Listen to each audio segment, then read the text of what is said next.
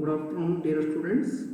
Myself, Jodappa Singh, Assistant Professor of Commerce, GFGC Kottagiri. In this session, I discuss another two more 15 marks problems. I explain details about the question and problems already ನಾನು 4 problems ಅನ್ನು discuss ಮಾಡೋದ್ರಿಂದ ನೀವು 5 step ಅನ್ನು ನೀವು ಮಾಡ್ಕೋಬೇಕಾಗುತ್ತೆ ಮನೆಯಲ್ಲಿ. First C fifth problem. On 1st July 2020 a fire destroyed the stock of business firm. From the records which were saved, the following information was obtained. 1/7/2020 fire occurred ಆಗಿದೆ. Therefore, current year 1/4/2020 ರಿಂದ 1/7/2020 current year. Previous year 1/4/2019 ರಿಂದ 31/3/2020 previous year. ಹಾಗಾದ್ರೆ ನಿಮಗೆ information ನೋಡ್ಕೊಳ್ಳಿ. Stock on 1/4/2019. Stock on 1/4/2019 is a previous year data. That should be taken trading account. It's the opening stock for trading account. That should be debit side of trading account. Rupees 45,000. Stock on 1/4/2020. See, stock on 1/4/2020. That is current year data. That should be taken memorandum trading account debit side opening as a opening stock. And the same amount that should be shown in the what is called trading account credit side as a closing stock. ಯಾಕೆಂದ್ರೆ ಮುಂದಿನ ವರ್ಷದ opening stock ಹಿಂದಿನ ವರ್ಷ closing stock ಆಗಿರುತ್ತೆ. ಹಾಗಾಗಿ ಇಲ್ಲಿ ಹಿಂದಿನ ವರ್ಷದ ಡಾಟಾ ಹೇಳಿಲ್ಲ ಅಂತ ನೀವು ಟ್ರೀಟ್ ಮಾಡಬೇಡಿ. ಇದೇ ಹಿಂದಿನ ವರ್ಷದ ಕ್ಲೋಸಿಂಗ್ ಸ್ಟಾಕ್. ಹಾಗಾದ್ರೆ ಸ್ಟಾಕ್ 1/4/2020 ಇದೆಯಲ್ಲ, ಅದು ಕರೆಂಟ್ ಇಯರ್ ಓಪನಿಂಗ್ ಸ್ಟಾಕ್ ಆಗುತ್ತೆ. Memorandum trade account debit side ತಗೊಳ್ತೀರಾ, ಅದೇ amount 55,000 previous year closing stock ಆಗುತ್ತೆ. ಟ್ರೇಡಿಂಗ್ ಅಕೌಂಟ್ ಕ್ರೆಡಿಟ್ ಸೈಡ್ ತಗೊಳ್ತೀವಿ. Purchases for the year 1920 means preceding year. Trading account debit side ತಗೊಳ್ತೀರಾ, 1,29,250. Purchase for 3 months up to the date of 5/1/7/2020. 3 months ಅಂದ್ರೆ April May June. ಯಾಕಂದ್ರೆ 1ನೇ ತಾರೀಕು already 7ನೇ ತಿಂಗಳು 4ನೇ ತಿಂಗಳಲ್ಲಿ 1ನೇ ತಾರೀಕು fire record ಆಗಿದೆ. ಹಾಗಾಗಿ 3 months ಅಂತ ಹೇಳಿದೆ ನಾನು, ತೊಂದರೆ ಇಲ್ಲ. Purchase for 3 months up to 1/7/2020 60,000. Memorandum trading account debit side ತಗೊಳ್ತಾರೆ because of current year data. Next, sales for the year ended 31/3/2020. This is preceding year data. This should be taken trading account credit side 1,70,000. Sales up to the date of 5 means current year data. This should be taken memorandum trading account debit side, credit side. Manufacturing expenses, it is a direct expenses for the year 1920 means preceding year. That should be taken trading account debit side rupees 21,000.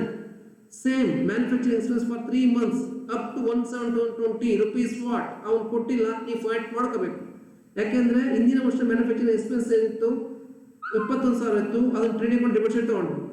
ಈಗ current year 1/7/2020 ವರೆಗೂ ಅವ್ನು ಹೇಳಿದ 3 months ಎಷ್ಟು ಅಂತ ಗೊತ್ತಿಲ್ಲ, ಅದನ್ನು fight ಮಾಡ್ಕೋಬೇಕು. ಹೇಗೆ ಅಂತ ನೆಕ್ಸ್ಟ್ ಹೇಳಿದೆ ನೋಡಿ. In May 2020 means what? Current year. ಅರ್ಥ ಮಾಡ್ಕೊಳ್ಳಿ, ಡೇಟ್ ನೋಡ್ಕೊಂಡು ನೀವು ಇದು ಮಾಡ್ಕೋಬೇಕು. May 2020 goods valued at a cost price is 500 were distributed as samples. Goods valued at a cost price of rupees 500 were distributed as samples means this amount should be deducted from the purchases under memorandum trading account. ಹಾಗಾದ್ರೆ memorandum trading account debit side ಅಲ್ಲಿ ಏನು purchase ಇತ್ತು ಅದರ value ನಂಗೆ 500 ರೂಪಾಯಿ less ಮಾಡಿ ತಗೋಬೇಕು. ಇದು ಸ್ಯಾಂಪಲ್ಸ್ ಅಂತ ಹೇಳ್ಬಿಟ್ಟು, ಲೆಸ್ ಸ್ಯಾಂಪಲ್ಸ್ ಅಂತ ಹೇಳ್ಬಿಟ್ಟು, ಅಥವಾ ಅಡ್ವರ್ಟೈಸಿಂಗ್ ಪರ್ಪಸ್ ಕೊಟ್ಟಿರೋದು, ಇದು ಅಡ್ವರ್ಟೈಸಿಂಗ್ ಅಂತ ತಗೋಬಹುದು, ಲೆಸ್ ಸ್ಯಾಂಪಲ್ಸ್ ಅಂತ ತಗೋಬಹುದು. ಮ್ಯಾನುಫ್ಯಾಕ್ಚರಿಂಗ್ ಎಕ್ಸ್ಪೆನ್ಸಸ್ ಅಂದ್ರೆ ಯಾವುದು? May 2020 ಅಲ್ಲಿ ಅಂದ್ರೆ current year. Manufacturing expense for normally found to be constant per month, ಅಂದ್ರೆ ಕಾನ್ಸ್ಟೆಂಟ್ ಅಂತ ಹೇಳ್ತಾನೆ. ಅಂದ್ರೆ ಮ್ಯಾನುಫ್ಯಾಕ್ಚರಿಂಗ್ ಎಕ್ಸ್ಪೆನ್ಸ್ ಹಿಂದೆ ಎಷ್ಟಿತ್ತು ಅಷ್ಟೇ ಇದೆ ಈ ಸರಿನೂ ಅಂತ ಅವನು ಹೇಳ್ತಿರೋದು. ಅಂದ್ರೆ ನಾವು ಇಲ್ಲಿ ಹಿಂದೆ ವರ್ಷ ಕೊಟ್ಟಿದ್ದ 19-20 21,000 ಇದೆ ವರ್ಷ ಫುಲ್. ಆದರೆ ಈಗ ನಮ್ಗೆ 3 ತಿಂಗಳು ಬೇಕಾಗುತ್ತೆ, ನಾವು 3 ತಿಂಗಳು ಕ್ಯಾಲ್ಕುಲೇಟ್ ಮಾಡ್ಕೋಬೇಕು. ಅಂದ್ರೆ ಇದನ್ನ ಮ್ಯಾನುಫ್ಯಾಕ್ಚರಿಂಗ್ ಎಕ್ಸ್ಪೆನ್ಸಸ್ ಅನ್ನ 3 ತಿಂಗಳಿಗೆ memorandum trading account debit side ತಗೊಳ್ತೀವಿ. 21,000 into 3/12 ಮಾಡ್ಕೋಬೇಕು. ಯಾಕೆಂದ್ರೆ ವರ್ಷಕ್ಕೆ 12 months, ಸೊ 3 months ಬೇಕಾದ್ರು ಅಷ್ಟು ಕ್ಯಾಲ್ಕುಲೇಟ್ ಮಾಡ್ಕೊಂಡು ಅದನ್ನ memorandum trading account debit side ತಗೊಳ್ತೀವಿ. The salvage stock was rupees 7,000. That is 4ನೇ ಸ್ಟೆಪ್ ಅಲ್ಲಿ ತಗೊಳ್ತೀರಾ, stock the rate of fire less ಮಾಡ್ತೀರಾ. Therefore, we require to prepare a statement showing the amount of claim. ನಿಮ್ಗೆ ಕೇಳ್ತಾ ಇದ್ದಾನೆ amount of claim ಅನ್ನು calculate ಮಾಡಿ ಅಂತ ಹೇಳ್ಬಿಟ್ಟು. ಹಾಗಾದ್ರೆ ಇಲ್ಲಿ ನಾನು ಇನ್ಫಾರ್ಮೇಶನ್ ಎಲ್ಲ ನಿಮ್ಗೆ ಎಕ್ಸ್ಪ್ಲೈನ್ ಮಾಡಿದ್ದೀನಿ ಯಾವ್ಯಾವ್ದೆಲ್ಲ ಬರುತ್ತೆ ಅಂತ. ಅದನ್ನು ನಾನು ಜಾಸ್ತಿ ನಾನು ಟೈಮ್ ತಗೊಳ್ಳಲ್ಲ, ನೀವು ಮಾಡ್ಕೊಂಡು ಹೋಗಿ ಮನೇಲಿ ಕೂತ್ಕೊಂಡು ಮಾಡ್ಕೊಳ್ಳಿ. Preparation first step preparation of trading account. Debit credit mention ಮಾಡ್ಕೊಳ್ಳಿ. Trading account for the year ending ಅಂತ ಹಾಕಬೇಕು ಇಲ್ಲಿ 31/3/2020. ಡೆಬಿಟ್ ಕ್ರೆಡಿಟ್ ಮೆನ್ಷನ್ ಮಾಡ್ಕೊಳ್ಳಿ. ಪರ್ಟಿಕ್ಯುಲರ್ ಅಮೌಂಟ್ ಕಾಲ್ ಸಾಕು. ಓಪನಿಂಗ್ ಸ್ಟಾಕ್ ತಗೊಳ್ಳಿ, ಕೊಟ್ಟಿದ್ದಾನೆ. ಪ್ರೆಸಿಡಿಂಗ್ ಇಯರ್ ಓಪನಿಂಗ್ ಸ್ಟಾಕ್ ಇದೆ, ಡೆಬಿಟ್ ಸೈಡ್ ತಗೊಳ್ತೀರಾ. ಪರ್ಚೇಸ್ ಪ್ರೆಸಿಡಿಂಗ್ ಇಯರ್ ಡಾಟಾ ಇದು, ಪರ್ಚೇಸ್ ಡೆಬಿಟ್ ಸೈಡ್ ತಗೊಳ್ತೀರಾ. ಮ್ಯಾನುಫ್ಯಾಕ್ಚರಿಂಗ್ ಎಕ್ಸ್ಪೆನ್ಸ್ ಡೈರೆಕ್ಟ್ ಎಕ್ಸ್ಪೆನ್ಸ್ ಇದು, manufacturing expense, factory expense, direct expense ಎಲ್ಲ ಒಂದೇ 21,000 ಕೊಟ್ಟಿದ್ದಾನೆ. ಅವರೇ ಡೈರೆಕ್ಟ್ ಕೊಟ್ಟಿದ್ದಾನೆ. ಆ ವರ್ಷದ ಪ್ರೆಸಿಡಿಂಗ್ ಇಯರ್ ತೊಗೊಂಡಿದ್ದೀವಿ. ಸೇಲ್ಸ್ ಕೊಟ್ಟಿದ್ದಾನೆ. ಪ್ರೆಸಿಡಿಂಗ್ ಇಯರ್ದು 1,70,000 ರೈಟ್ ಸೈಡ್ ತೊಗೊಂಡಿದ್ದೀರಾ. ಕ್ಲೋಸಿಂಗ್ ಸ್ಟಾಕ್ ಅವನೇ ಕೊಟ್ಟಿದ್ದಾನೆ, ಅಂದರೆ ಕರೆಂಟ್ ಇಯರ್ ಓಪನಿಂಗ್ ಸ್ಟಾಕ್ ಅಂತ ಕೊಟ್ಟಿದ್ದಾನೆ, ಅದನ್ನು ಇಂದಿನ ವರ್ಷದ ಕ್ಲೋಸಿಂಗ್ ಸ್ಟಾಕ್ ಆಗುತ್ತೆ, ಅದಾಗಿ ಅದನ್ನು ತೆಗೆದುಕೊಂಡಿದ್ದೀವಿ 55,000. ಬೇರೆ ಇನ್ನೇನು ಬರಲ್ಲ ಇಲ್ಲಿ. ಟ್ರೇಡ್ ಅಕೌಂಟ್ ಕ್ಲೋಸ್ ಮಾಡಿ. Always trading account credit side ಜಾಸ್ತಿ ಇರುತ್ತೆ. ಸೊ ಎಲ್ಲ ಕ್ರೆಡಿಟ್ ಸೈಡ್ 2 ಐಟಮ್ಸ್ ಸೇರಿದೆ 2,25,000 ಆಗುತ್ತೆ. ಎರಡು ಕಡೆ ಟೋಟಲ್ ತಗೊಳ್ಳೋಣ. ಅದರಲ್ಲಿ ಡೆಬಿಟ್ ಸೈಡ್ ಇರೋ ಐಟಮ್ ಲೆಸ್ ಮಾಡಿದೆ, ಅಂದರೆ 45,000, 1,29,000, 22,50, 21,000 ಲೆಸ್ ಮಾಡಿದರೆ 29,750 is the gross profit. It is balancing figure. ಅದರ ಆಧಾರದ ಮೇಲೆ ನಾವು ಎರಡನೇ ಸ್ಟೆಪ್ ಅನ್ನು ಮಾಡಬೇಕು. Calculation of rate of gross profit on sales. Formula ನಿಮಗೆ ಗೊತ್ತಿದೆ. Rate of gross profit is equal gross profit divided by sales into 100. Gross profit 29,720 ಇದೆ, ಡಿವೈಡೆಡ್ ಬೈ ಸೇಲ್ಸ್ 1,70,000. ಟ್ರೇಡಿಂಗ್ ಅಕೌಂಟಲ್ಲಿ ನೀವು ನೋಡ್ಕೊಳ್ಳಿ, ಇಂಟು 100 ಮಾಡಿಕೊಂಡ್ರೆ 17.5% on sales is the rate of gross profit, the ratio of gross profit. And then next ಮೂರನೇ step preparation of memorandum trading account. So ಇದು ಮೂರನೇ step. ಎರಡನೇ step ಆದ್ಮೇಲೆ ಮೂರನೇ ಸ್ಟೆಪ್ ಇದು. ಸೊ ಡೆಬಿಟ್ ಕ್ರೆಡಿಟ್ ಮೆನ್ಷನ್ ಮಾಡ್ಕೊಳ್ಳಿ. Memorandum trading account for the year 1/4/2020 to 1/7/2020 date correct ಹಾಕೋಬೇಕು. Debit to credit mention ಮಾಡ್ಕೊಳ್ಳಿ. ಪರ್ಟಿಕ್ಯುಲರ್ಸ್ ಅಮೌಂಟ್ ಕಾಲಮ್ ಮೆನ್ಷನ್ ಮಾಡ್ಕೊಳ್ಳಿ. First debit side opening stock ಕೊಟ್ಟಿದ್ದಾನೆ ತೆಗೆದುಕೊಳ್ಳಿ, ಡೆಬಿಟ್ ಸೈಡ್ ಕರೆಕ್ಟ್ ಆಗಿ. ಪರ್ಚೇಸಸ್ ಇನ್ನೊಂದು column ತೆಗೆದುಕೊಳ್ಳಿ 60,000, ಯಾಕೆಂದ್ರೆ ಸ್ಯಾಂಪಲ್ಸ್ ಕೊಟ್ಟಿದ್ದಾನೆ. ನಿಮ್ಮ ಅಡ್ಜಸ್ಟ್ಮೆಂಟ್ ಸ್ಯಾಂಪಲ್ಸ್ ಇದೆ, ಸ್ಯಾಂಪಲ್ಸ್ ಅಥವಾ ಅಡ್ವರ್ಟೈಸಿಂಗ್ ಅಂತ ಹೇಳ್ತೀವಿ ನಾವು ಅದನ್ನ. ಗೂಡ್ಸ್ ಅನ್ನ ಕೆಲವು ಗೂಡ್ಸ್ ಅನ್ನ ಸ್ಯಾಂಪಲ್ಸ್ ಕೊಟ್ಟಿರೋದನ್ನ ಲೆಸ್ ಮಾಡಬೇಕು. 59,500 ಅದು ಪರ್ಚೇಸ್ ಲೆಸ್ ಮಾಡಬೇಕು, ತೆಗೆದುಕೊಳ್ಳಿ. ಟು ಮ್ಯಾನುಫ್ಯಾಕ್ಚರಿಂಗ್ ಎಕ್ಸ್ಪೆನ್ಸಸ್ ಇದು ಕ್ವಶನ್ ಮಾರ್ಕ್ ಇರುತ್ತೆ ನಿಮಗೆ. ಫೈಂಡ್ ಔಟ್ ಮಾಡಬೇಕು ನಾವು, ಯಾಕೆಂದ್ರೆ ಅಡ್ಜಸ್ಟ್ಮೆಂಟ್ ಹೇಳಿದ್ದಾನೆ. ಮ್ಯಾನುಫ್ಯಾಕ್ಚರಿಂಗ್ ಎಕ್ಸ್ಪೆನ್ಸಸ್ ಕಾನ್ಸ್ಟೆಂಟ್ ಇದೆ ಅಂತ ಹೇಳ್ತಿದ್ದಾನೆ, ಅಂದ್ರೆ ಹಿಂದಿನ ವರ್ಷ ಎಷ್ಟಿತ್ತು ಈ ವರ್ಷ ಅಷ್ಟೇ ಇದೆ ಅಂತ ಹೇಳ್ತಾರೆ. ಹಿಂದಿನ ವರ್ಷ 21,000 ಇತ್ತು, ಅಂದ್ರೆ ಹಿಂದಿನ ವರ್ಷ ಫುಲ್ 12 ತಿಂಗಳು ಸೇರಿ. ಈ ವರ್ಷ ನಮ್ಗೆ 3 ತಿಂಗಳು ಮಾತ್ರ ಅಷ್ಟೇ, ಯಾಕೆಂದ್ರೆ 1/7/2020 ಫೈರ್ ರೆಕಾರ್ಡ್ ಆಗಿದೆ. ಹಾಗಾಗಿ ಏಪ್ರಿಲ್, ಮೇ, ಜೂನ್ ಈ 3 ತಿಂಗಳು ಕ್ಯಾಲ್ಕುಲೇಟ್ ಮಾಡಬೇಕು. ಹಾಗಾದ್ರೆ ನಾವು 21,000 into 3 / 12 ಮಂತ್ಸ್ ಹಾಕೊಂಡ್ರೆ 5,250 ಆಗುತ್ತೆ. ದಟ್ ಇಸ್ ಡೆಬಿಟ್ ಸೈಡ್ ತಗೊಳ್ತೀವಿ. ದೆನ್ ಸೇಲ್ಸ್ ಅನ್ನ ಕ್ರೆಡಿಟ್ ಸೈಡ್ ತಗೊಳ್ಳಿ, ಆಸ್ ಯೂಶುವಲ್ ಕೊಟ್ಟಿದ್ದಾನೆ. ಈಗ ಡೆಬಿಟ್ ಸೈಡ್ ಗ್ರಾಸ್ ಪ್ರಾಫಿಟ್ ಅನ್ನು ಫೈಂಡ್ ಮಾಡಬೇಕು. ಇಲ್ಲಿ 20% ಅಲ್ಲ ಸಾರಿ, ಗ್ರಾಸ್ ಪ್ರಾಫಿಟ್ 17.5%. ಅದು 20% ಅಂತ ಇರೋದು ರಾಂಗ್. ಅದನ್ನು ಏನು ಅದನ್ನು ಕ್ಯಾನ್ಸಲ್ ಮಾಡ್ಕೊಳ್ಳಿ. ಗ್ರಾಸ್ ಪ್ರಾಫಿಟ್ 17.5% ಅಂತ ಹಾಕೊಳ್ಳಿ. 1 lakh ಮೇಲೆ 17.5% ಇಷ್ಟ ಆಗುತ್ತೆ, 17,500. ಈಗ always memory trading debit side ಜಾಸ್ತಿ ಅಂತ ಟೋಟಲ್ ಮಾಡ್ಕೊಳ್ಳಿ. 1,37,250 ಬರುತ್ತೆ. ಎರಡು ಕಡೆ ತಗೊಳ್ಳಿ. ಅದರಲ್ಲಿ 1 lakh ಲೆಸ್ ಮಾಡಿ sales we get 37,250 is what stock at the date of file. This is the balancing figure. Next, calculation of actual amount of loss. Yes, stock at the date of file ಮೂರನೇ step ಅಲ್ಲಿ answer ಬಂದಿದೆ, ಅದನ್ನು ತಗೊಳ್ಳಿ. Balancing figure 32,250 less always 7,000 ನಿಮ್ಮ adjustment ಕೊಟ್ಟಿದ್ದಾನೆ, ಸಾರಿ ನಿಮ್ಮ ಒಂದು ಇದ್ರ ಪ್ರಾಬ್ಲಮ್ ಕೊಟ್ಟಿದ್ದಾನೆ. 7,000 ಲೆಸ್ ಮಾಡಿ 30,250 is the amount. ಸಪೋಸ್ ಇದ್ರೆ ಆಡ್ ಎಕ್ಸ್ಪೆನ್ಸ್ ಫಾರ್ ಎಕ್ಸ್ಟಿಂಗ್ವಿಷಿಂಗ್ ಫೈರ್ ಇದ್ರೆ ಆಡ್ ಮಾಡಬೇಕು, ಇಲ್ಲಿ ಇಲ್ಲ. That is called actual amount of loss, that is 30,250.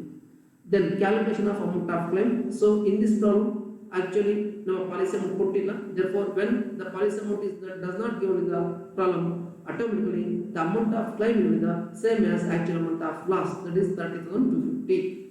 Note ಕೊಟ್ಟಿದ್ದೀವಿ, ಅದನ್ನು ನೋಡ್ಕೊಳ್ಳಿ. ಅಂದರೆ ಸ್ಯಾಂಪಲ್ಸ್ ಅನ್ನು ಪರ್ಚೇಸ್ ಡಿಡಕ್ಟ್ ಮಾಡಬೇಕು, ಮ್ಯಾನುಫ್ಯಾಕ್ಚರರ್ಸ್ ಪ್ರಪೋರ್ಷನ್ ಕ್ಯಾಲ್ಕುಲೇಟ್ ಮಾಡಬೇಕು ಅಷ್ಟೇ. ಇದು ವಾಟ್ ಇಸ್ ಕಾಲ್ಡ್ 5ನೇ ಪ್ರಾಬ್ಲಮ್ಗೆ ಆನ್ಸರ್. ಅದು 5th ಒಂದು ಪ್ರಾಬ್ಲಮ್ 15 ಮಾರ್ಕ್ಸ್. ನೆಕ್ಸ್ಟ್ ಒಂದು 6ನೇ ಒಂದು ಪ್ರಾಬ್ಲಮ್ ಎಕ್ಸ್ಪ್ಲೈನ್ ಮಾಡ್ತೀನಿ, ನೀವು ಇದನ್ನ ಮನೆಗೆ ಮಾಡ್ಕೊಳ್ಳಿ, ಜಾಸ್ತಿ ಏನು ಬೇಕಾಗಿಲ್ಲ. Fire occurred in the premises of bad luck traders on 1/7/2020. A considerable part of stock was destroyed. Fire occurred ಆಗಿದೆ, ಬ್ಯಾಡ್ ಲಕ್ ಟ್ರೇಡರ್ಸ್ ಅಂತ ಹೆಸರು, ಅದರ ಸಂಸ್ಥೆ ಹೆಸರು. 1/7/2020 ಮಾಮೂಲಿ ಅಕ್ಕರ್ಡ್ ಆಗಿದೆ. ಇದು ಕರೆಂಟ್ ಇಯರ್. ಅಲ್ಲಿಗೆ 1/4/2022 1/7/2020 is current year. Preceding year ಬಂದು 1/4/2019 31/3/2020 ಪ್ರಿಸೀಡಿಂಗ್ ಇಯರ್. ಅದರ ಸ್ಟಾಕ್ ಡೆಸ್ಟ್ರಾಯ್ಡ್ ಆಗಿದೆ, ಅದರ ಸಾಲ್ವೇಜ್ ಆಗಿರೋದು 56,000 ಸ್ಟಾಕು, ಅಂದ್ರೆ it is salvage. Actual amount of loss ಅನ್ನು ತಗೊಳ್ತೀವಿ. ಫೈರ್ ಇನ್ಶೂರೆನ್ಸ್ ಪಾಲಿಸಿ ಅಂದ್ರೆ ಪಾಲಿಸಿ ಅಮೌಂಟ್ ಕೊಟ್ಟಿದ್ದಾನೆ. ಫೈರ್ ಇನ್ಶೂರೆನ್ಸ್ ಪಾಲಿಸಿ ಅಮೌಂಟ್ ಕೊಟ್ಟಿದಾಗ ನಾವು ಅಮೌಂಟ್ ಆಫ್ ಕ್ಲೈಮ್ ಅನ್ನು ಫಾರ್ಮ್ ಅಕೌಂಟ್ ಮಾಡ್ಕೋಬೇಕು. ಗೊತ್ತಿದೆ ನಮಗೆ 3,42,000 fire insurance policy was taken to cover the loss of stock by fire. You are required to ascertain the insurance claim which the company should claim from the insurance company for the loss of stock by fire from the following particulars. ಈ ಕೆಳಗಡೆ information ತೆಗೆದುಕೊಂಡು ನೀವೇನು ಮಾಡಬೇಕು, claim ಅಮೌಂಟ್ನ forward ಮಾಡಬೇಕು. ಒಂದು salvage ಕೊಟ್ಟಿದ್ದಾನೆ 56,000, ಮತ್ತೊಂದು ಪಾಲಿಸಿ ಅಮೌಂಟ್ ಕೊಟ್ಟಿದ್ದಾನೆ, ಆಗ 5 ಸ್ಟೆಪ್ ಮಾಡ್ಕೋಬೇಕಾಗ್ತದೆ. ಸರಿನಾ? ನೆಕ್ಸ್ಟ್ ನೋಡಿ, purchase for the year 1920. 1920 means preceding year, ಯಾಕೆಂದ್ರೆ ನಮ್ಮ ಕರೆಂಟ್ ಇಯರ್ 2021. ಓಕೆ, ಅರ್ಥ ಆಗ್ತಿದೆಯಾ? 1920 ಅಂದ್ರೆ 1/4/2019 31/3/2020, that is 1920. Current year 1/4/2020 what is called up to the date of 5 ಅಂತ ಹೇಳ್ತೀವಿ ನಾವು. ಹಾಗಾದ್ರೆ purchase for the year 1920 is the preceding year data. ಇದನ್ನ ಎಲ್ಲಿ ತಗೊಳ್ತೀವಿ ನಾವು? ಟ್ರೇಡಿಂಗ್ ಅಕೌಂಟ್ ಅಲ್ಲಿ ಡೆಬಿಟ್ ಸೈಡ್ ತಗೊಳ್ತೀವಿ. ಸೇಲ್ಸ್ ಫಾರ್ ದ ಇಯರ್ 1920 ಇದು ಪ್ರಿಸೀಡಿಂಗ್ ಇಯರ್ ಡಾಟಾ, rupees 23,20,000. ಇದನ್ನ ಟ್ರೇಡಿಂಗ್ ಅಕೌಂಟ್ ಅಲ್ಲಿ credit side ತಗೊಳ್ತೀರಾ.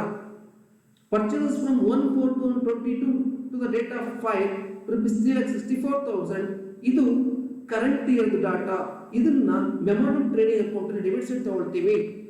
Next, sales from 1/4/2022 the date of 5 up to the date of 5 ಅಂತ ಅರ್ಥ, rupees 4,80,000 current year data memorandum trading account ಅಲ್ಲಿ credit side ತಗೊಳ್ತೀರಾ.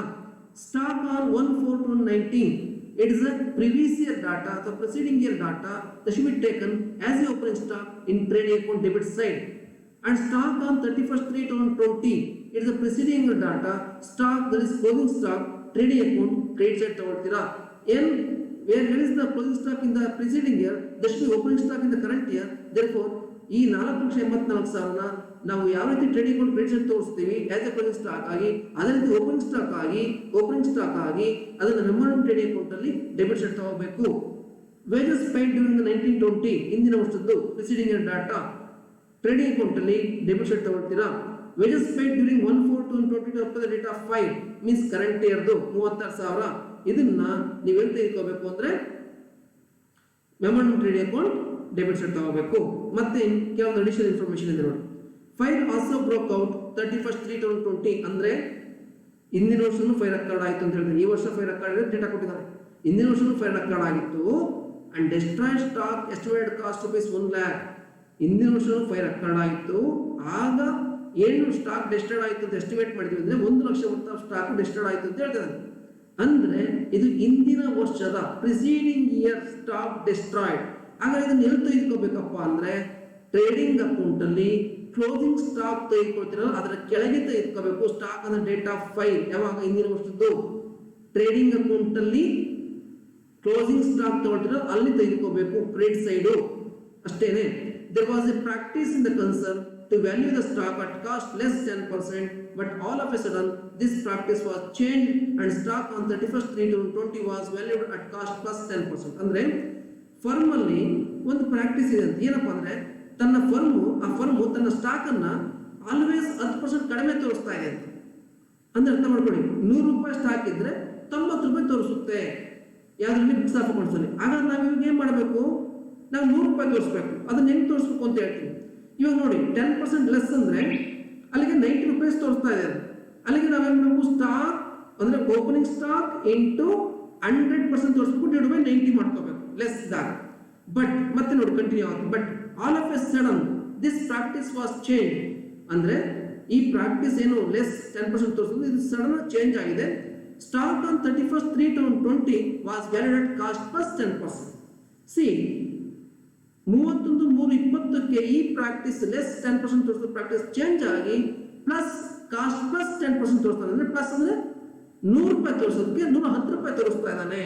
ಅಂದ್ರೆ ಅರ್ಥ ಮಾಡ್ಕೊಳ್ಳಿ, 31/3/2020ಕ್ಕೆ change ಆಗಿದೆ ಅಂದ್ರೆ ಕ್ಲೋಸಿಂಗ್ ಸ್ಟಾಕ್ ಟ್ರೇಡಿಂಗ್ ಅಕೌಂಟ್ ಅಲ್ಲಿ ಕ್ಲೋಸಿಂಗ್ ಸ್ಟಾಕ್ ತೋರಿಸ್ತಿರಲ್ಲ ಅಲ್ಲಿ ಅವನು 110% ತೋರಿಸಿದಾನೆ, ನಾವು ಅದನ್ನ 100% ತೋರಿಸ್ಬೇಕು. ಹಾಗಾದ್ರೆ ಏನ್ ಮಾಡ್ಬೇಕು, ಇದನ್ನ ನೀವು ಆಸ್ ಯೂಶುವಲ್ ಓಪನಿಂಗ್ ಸ್ಟಾಕ್ ಅನ್ನ 90% ತೋರಿಸಿದ್ದ ಅದನ್ನ 100% ತೋರಿಸ್ತೀವಿ. ಅಂದ್ರೆ ಓಪನಿಂಗ್ ಸ್ಟಾಕ್ ಇಂಟು 100 ರೂಪಾಯಿ 90 ಮಾಡ್ಕೊಡ್ತೀವಿ. ಅದೇ ರೀತಿ ಕ್ಲೋಸಿಂಗ್ ಸ್ಟಾಕ್ 10% ತೋರಿಸ್ತಾ ಇದ್ದಾನೆ, ಅವಾಗ closing stock into 100 divide by 110, ಯಾಕಂದ್ರೆ 100 ಪ್ಲಸ್ 10% ತೋರಿಸೋದು 110 ಮಾಡ್ಕೊಂಡ್ರೆ ನಿಮ್ಗೆ ವ್ಯಾಲ್ಯೂ ಸಿಗುತ್ತೆ. ಇದು ಟ್ರೇಡಿಂಗ್ ಅಕೌಂಟ್ ಅಲ್ಲಿ ಮಾತ್ರ ಮಾಡಬೇಕಾಗುತ್ತೆ. ಮೆಮೊ ಟ್ರೇಡಿಂಗ್ ಅಕೌಂಟ್ ಅಲ್ಲಿ ಇದು ಬರೋದಿಲ್ಲ, ಯಾಕೆಂದ್ರೆ ಅಲ್ಲಿ ಆಲ್ರೆಡಿ ಚೇಂಜಸ್ ಆಗುತ್ತೆ. ಇಷ್ಟು ಇನ್ಫಾರ್ಮೇಶನ್ ಅಬೌಟ್ ಪ್ರಾಬ್ಲಮ್. ಹಾಗಾದ್ರೆ ಮಾಡ್ಕೊಂಡು ಹೋಗೋಣ. Preparation of trading account, that is debit credit mention ಮಾಡ್ಕೊಂಡು trading account for the year ended 31/3/2020. Particulars opening stock ನಾನು ಆಲ್ರೆಡಿ ಹೇಳಿದ್ದೀನಿ, ಅಡ್ಜಸ್ಟ್ಮೆಂಟ್ ಲಾಸ್ಟ್ ಪಾಯಿಂಟ್ ಕೊಟ್ಟಿದ್ನಲ್ಲ 90% ಅಂದರೆ ಆಕ್ಚುಲಿ ಅವನ ವ್ಯಾಲ್ಯೂ 2,88,000 ಕೊಟ್ಟಿದ್ದಾನೆ. ಪ್ರೀವಿಯಸ್ ಇಯರ್ ಓಪನಿಂಗ್ ಸ್ಟಾಕ್ 2,88,000 ಕೊಟ್ಟಿದ್ದಾನೆ. ಇದು 90% ಅವ್ನು ತೋರಿಸ್ತಿದ್ದು 10% ಕಡಿಮೆ ತೋರಿಸ್ತಿದ್ದ. ಆಗ ನಾವೇನು ಮಾಡಿದ್ವಿ 100% ತೊಗೊಂಡಿದ್ವಿ. 2,88,000 ಇಂಟು 100 ಮೀನ್ಸ್ 100% ತೋರಿಸ್ಬೇಕು ನಾವು, ಡಿವೈಡ್ ಬೈ 90 ಯಾಕಪ್ಪ ಅಂತ ನೀವು ಹೇಳೋದು ಸರ್ 10% ಕಡಿಮೆ ಅಂದರೆ ಎಷ್ಟು, 100ರಲ್ಲಿ 10%, 100ರಲ್ಲಿ -10 ಲೆಸ್ ಮಾಡಿ 90, ಅವ್ನು 90% ತೋರಿಸ್ತಾ ಇದ್ದ, ನಾವು 100% ತೋರಿಸ್ತಿದ್ದೀವಿ. ಅಂದರೆ ಆಕ್ಚುಲಿ ಅದ್ರ ವ್ಯಾಲ್ಯೂ ಎಷ್ಟು 3,20,000, ಓಪನಿಂಗ್ ಸ್ಟಾಕ್ ವ್ಯಾಲ್ಯೂ ಎಷ್ಟು 3,20,000 ಡೆಬಿಟ್ ಸೈಡ್. ಪರ್ಚೇಸ್ ತೆಗೆದುಕೊಳ್ಳಿ, ವೇಜಸ್ ತೆಗೆದುಕೊಳ್ಳಿ, ಎಲ್ಲ ಸಹ ಟ್ರೇಡಿಂಗ್ ಅಕೌಂಟ್ ಡೆಬಿಟ್ ಸೈಡ್ ಬರ್ತಕ್ಕಂಥ ಐಟಮ್ ಅನ್ನ ಕ್ರೆಡಿಟ್ ಸೈಡ್ ಸೇಲ್ಸ್ ತೆಗೆದುಕೊಳ್ಳಿ, ಕ್ಲೋಸಿಂಗ್ ಸ್ಟಾಕ್ ಇಲ್ಲಿ ಸಹ ಅದನ್ನು ವ್ಯಾಲ್ಯೂ ಮಾಡಬೇಕು. ಇಲ್ಲಿ 4,84,000 ಕೊಟ್ಟಿದ್ದಾನೆ ಕ್ಲೋಸಿಂಗ್ ಸ್ಟಾಕ್ ಹಿಂದಿನ ವರ್ಷದ್ದು ಪ್ರಿಸೀಡಿಂಗ್ ಇಯರ್ದು ಇಂಟು ನಾವು ಅದನ್ನ ಆಕ್ಚುಲಿ ಅವ್ನು ಏನು ಮಾಡಿದಾನೆ 10% ಜಾಸ್ತಿ ಮಾಡಿದ್ವಿ ವ್ಯಾಲ್ಯೂ. ಆಕ್ಚುಲಿ 100% ತೋರಿಸ್ಬೇಕಾಯ್ತು, ಅವನು 110 ತೋರಿಸ್ತಾ ಇದ್ದಾನೆ. ಹಾಗಾಗಿ ನಾವೇನು ಮಾಡ್ತೀವಿ 4,84,000 ಇಂಟು 100 ಡಿವೈಡ್ 110 ಮಾಡ್ಕೊಂಡಿದ್ದೀವಿ.